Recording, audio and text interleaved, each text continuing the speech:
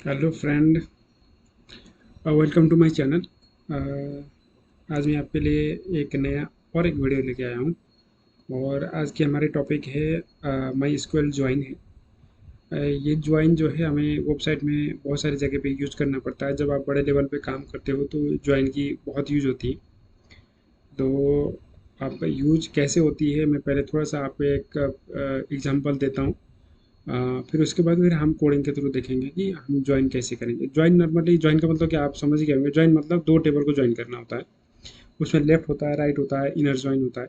लेकिन लेफ्ट और राइट बहुत ज़्यादा मैंने जब काम किया तो इतना ज़्यादा यूज नहीं होता है। लेकिन ज़्यादातर इनर ज्वाइन यूज होता है। तो आज मैं आपको इनर ज्वाइन ही सिखाऊंगा यहाँ पे। इनर ज्वाइन कैसे करते हैं उससे पहले मैं आपको कंसेप्ट समझाना ज़रूरत है कि ज्वाइन क्यों करना पड़ता है, कि क्यों ज़रूरत पड़ती है ज्वाइन की।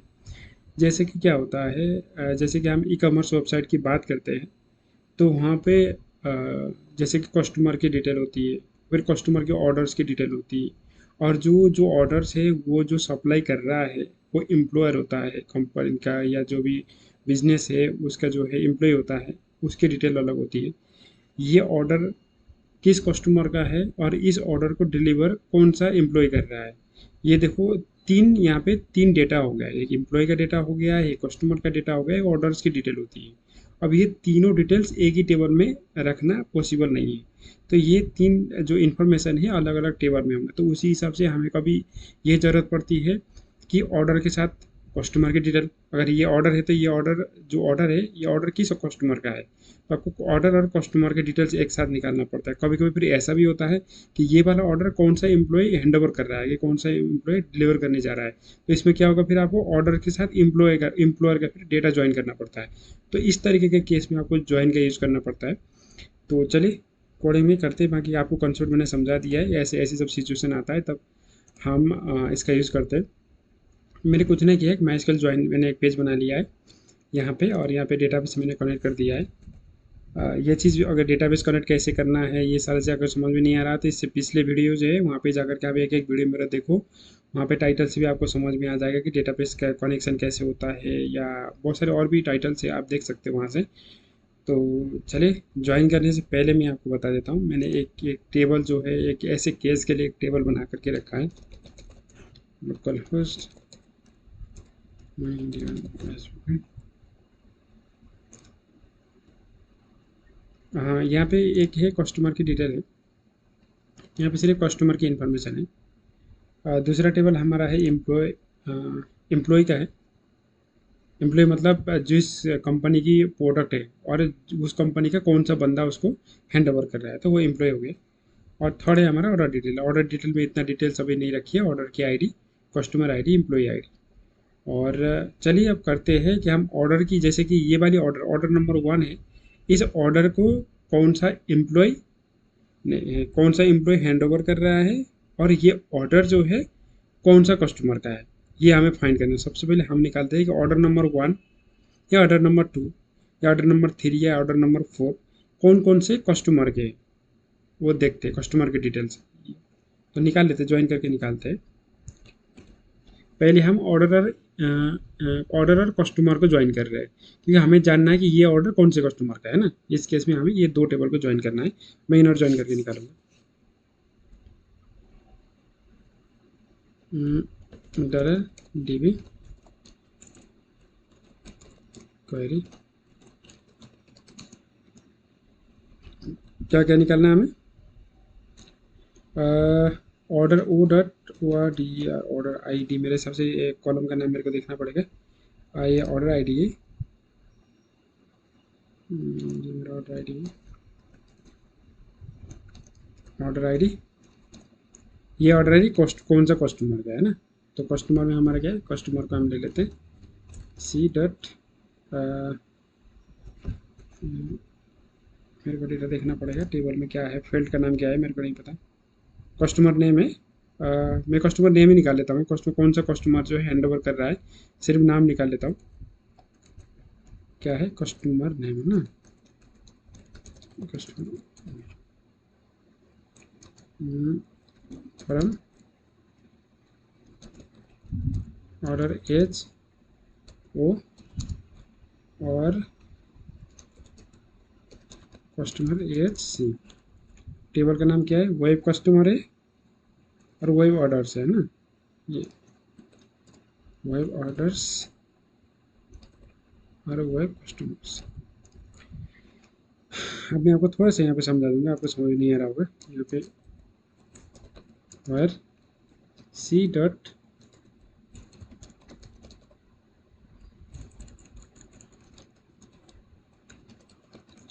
कस्टमर आईडी, यही है ना कस्टमर आईडी, और कस्टमर आईडी है और where O dot C U S T customer ID. हमारा कोई रेट नहीं होगा, इससे ज़्यादा कुछ नहीं लिखना, मैं इसमें समझा दूंगा, थोड़ा सा आपको इसको एक्सप्लेन कर दूंगा। Data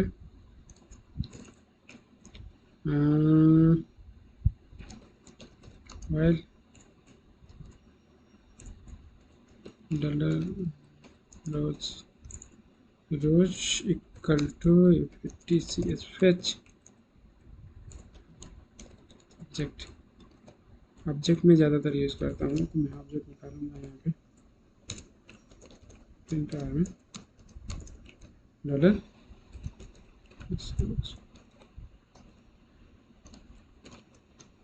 equal.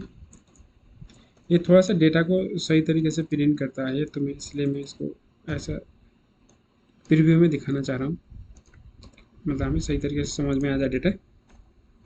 तो अब थोड़ा सा मैं यहाँ पे कुछ चीज़ आपको समझा देता हूँ। देखिए, अगर आप W3 स्कूल में देखेंगे तो ये ज्वाइन करने का जो तरीका है वो अलग से दिखाएगा, यहाँ पे ओन इनर ज्वाइन समथिंग कुछ करके दिखाता है। लेकिन जो मैंने लिखा है ये थोड़ा सा अलग तरीके से लिखा है, लेकिन ये बहुत अच्छे से काम करता है, इसमें कोई परेशानी नहीं है, आप यूज़ कर सकते हो। मैं थोड़ा सा समझा देता हूँ। ओ डॉट मतलब, ओ मतलब क्या है, ओ मतलब है हमारा वेयर वेब ऑर्डर एज ओ। मैंने ये बोला है कि मैं ये वेब ऑर्डर वाला टेबल को एज अ ओ, ये मतलब शॉर्ट करने के लिए, क्वेरी को शॉर्ट करने के लिए एज अ वो जो है इसको आइडेंटिफाई करूँगा। उसी तरीके से कस्टमर्स वेब कस्टमर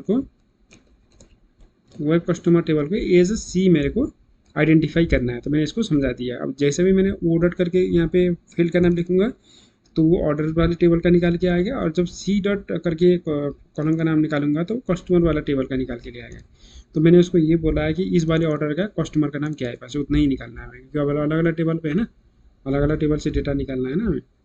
तो इस तरह से ज्वाइन किया, ये आपको समझ में आएगा। ओ डॉट मतलब ऑर्डर वाले टेबल की ऑर्डर आईडी चाहिए मेरे को, सी डॉट मतलब कस्टमर का नेम चाहिए कस्टमर वाले टेबल से, और जिसमें जो है ऑर्डर आईडी सेम हो। अब यहाँ पे मैंने व्हाइल कंडीशन लगाया है, S C while C dot customer ID equal to O dot customer ID, जहाँ पे ऑर्डर में जो कस्टमर की आईडी है और वही कस्टमर की आईडी कस्टमर वाले टेबल पे होनी चाहिए, कॉमन होनी चाहिए, तभी ये जो है ये ज्वाइन हो पाएगा, नहीं तो नहीं हो पाएगा। कि एक चीज़ तो कॉमन होनी चाहिए ना, जैसे कि आप कस्टमर की इन्फॉर्मेशन बना रहे हो, ये कस्टमर की आपने डिटेल बनाई, उसकी एक आइडेंटिटी है वहाँ पे, नंबर 1 आइडेंटिटी है, वो आइडेंटिटी ऑर्डर वाली टेबल पे तो होनी चाहिए ना, तभी तो पता चलेगा कि ये वाला ऑर्डर कौन सा कस्टमर का है, तभी तो पता चलेगा।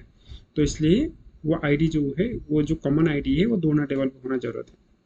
तो चलिए इसको प्रिंट करके देखते हैं। मेरे हिसाब से मैंने क्वेरी सही लिखी है, अगर नहीं भी होगी तो देखेंगे, एरर आती है तो ना।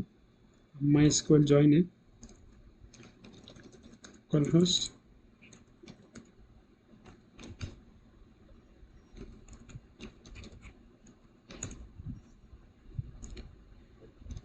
F A T C S fetch object O B J E C T object undefined function बोल रहा है ये।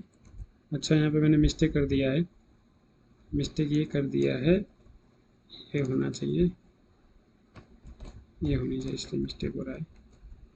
अब आएगा, देखिए ऑर्डर नंबर जो 1 है, ये ऑल्फ्रेड जो भी है, इसका नाम बहुत कॉम्प्लिकेटेड नेम है, इस कस्टमर का है। देखिए यहाँ पे मैं टेबल में दिखा देता हूँ, ये ऑर्डर नंबर, ये जो कस्टमर 1 है ना, ऑर्डर्स पे पहले जाके देखते हैं।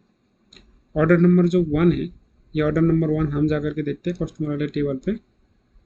ऑर्डर नंबर 1 का कस्टमर आईडी क्या है, 1 है ना, तो ऑर्डर नंबर कस्टमर आईडी 1 है। 1 मतलब क्या है, ऑल्फ्रेड, यही तो है, यही तो आ रहा है यहाँ पे, है ना, यही डेटा यहाँ पे आ रहा है। अगर मैं देखूँगा यही है ना।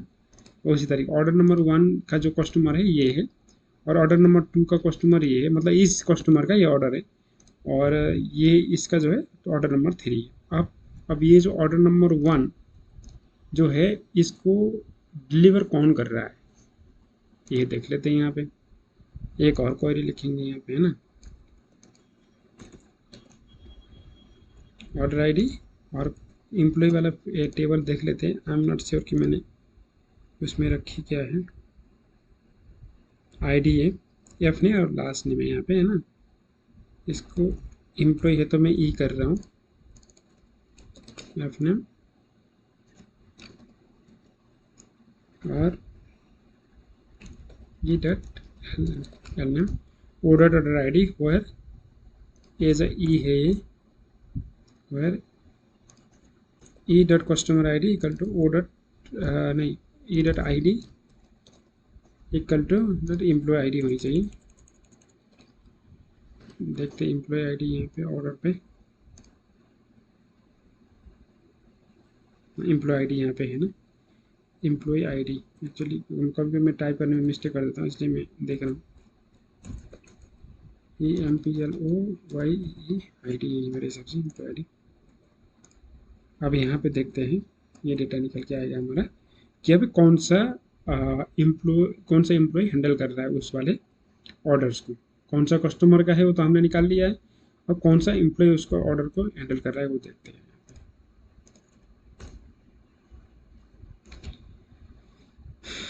F name, E dot F name ये गलत बता रहा है। वो गलत इसलिए बता रहा है क्योंकि ये है मेरे हिसाब से यूज़र है टेबल का नाम, नहीं एम्प्लॉई है, सॉरी EMPLOYE एम्प्लॉई। चलिए देखते हैं। अब जो फर्स्ट वाला ऑर्डर है, ऑर्डर नंबर 1 का कस्टमर ये है, इस कस्टमर की ऑर्डर है, और ये जो ऑर्डर नंबर 1 है समीर शर्मा हैंडल कर रहा है। मतलब ये बंदा जो है इस ऑर्डर का रेख देख, जो भी ये मतलब ऑर्डर्स कंप्लीट होने से ले करके ऑर्डर शिफ्ट या डिलीवर होने तक का जो भी रेस्पॉन्सिबिलिटी है ये बंदा ले रहा है। इस तरीके से ऑर्डर 3 का ये ले रहा है ना, ऑर्डर 4 का ये बंदा ले रहा है। इस तरह से यहाँ पे आप डेटा ज्वाइन करके निकाल के देख सकते हो, क्योंकि सारा चीज़ क्या होता है कि बहुत सारा इन्फॉर्मेशन एक ही टेबल में मैनेज करना मुश्किल होता है, तो अलग अलग टेबल में अलग अलग इन्फॉर्मेशन रखा जाता है। एम्प्लॉय का अलग अलग होता है, जैसे कि ऑर्डर्स की डिटेल अलग होती है। उसी तरह के कॉल को अगर शिपिंग एड्रेस अलग है तो शिपिंग एड्रेस का एड्रेस अलग टेबल अलग हो सकता है ना। तो इस तरीके से हम डेटा को ज्वाइन करके निकाल के देख सकते हैं कि मतलब किस तरीके से मैनेज करें डेटा को, हम ज्वाइन करें किस तरीके से। देखिए आप इसी चीज़ को मैनेज करके आप एक ही पेज के अंदर कौन सा कस्टमर का है ये और कौन सा बंदा इसको हैंडल कर रहा है, उसकी स्टेटस क्या है, कहाँ तक पहुँच गई, वो सारी चीज़ भी मैनेज कर सकते हो, ज्वाइन कर करके निकाल के देख सकते हो। वीडियो ज़्यादा लंबा नहीं करते, मेरे को ज्वाइन आपको समझाना था। लेफ्ट ज्वाइन और राइट ज्वाइन है।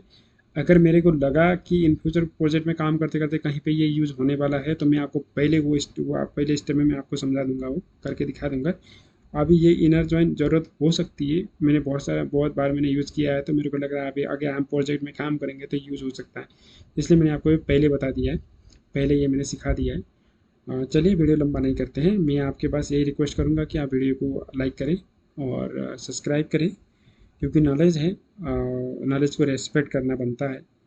तो इसी बहाने आप मेरे को अगर लाइक या सब्सक्राइब कर दोगे तो मेरे को भी अच्छा ही लगेगा। Thank you so much for watching the video. चलिए मिलते हैं नेक्स्ट वीडियो में। Thank you.